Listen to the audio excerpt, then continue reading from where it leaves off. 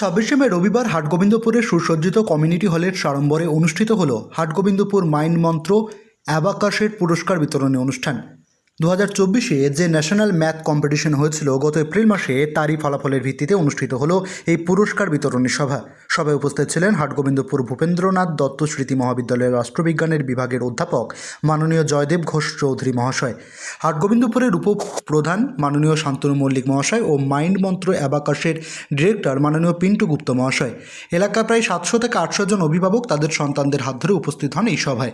Mind মন্ত্র abacus হাটগোবিন্দপুরের পক্ষ থেকে অতিথিদের পুষ্পস্তবক দিয়ে বরণ করে নেন সংস্থার কর্ণধার সৌরভ ব্যানার্জি মহাশয়। অতিথিরা সকলেই তাদের বক্তব্যে অ্যাবাকাসের গুরুত্ব, নতুন প্রজন্মের মেধা বিকাশের ভূমিকা তুলে ধরেন ও বাচ্চাদের এই সুযোগ করে দেওয়ার জন্য অভিভাবকদের নিকটে আবেদন জানান।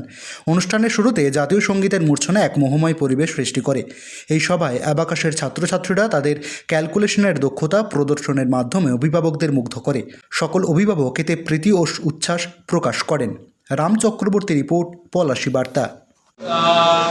আমরা মাইন্ড মন্ত্র অ্যাবাকাস শুধু পশ্চিমবঙ্গ না, পশ্চিমবঙ্গ সহ বিভিন্ন রাজ্যে আমরা আমাদের পরিষেবা দিচ্ছি।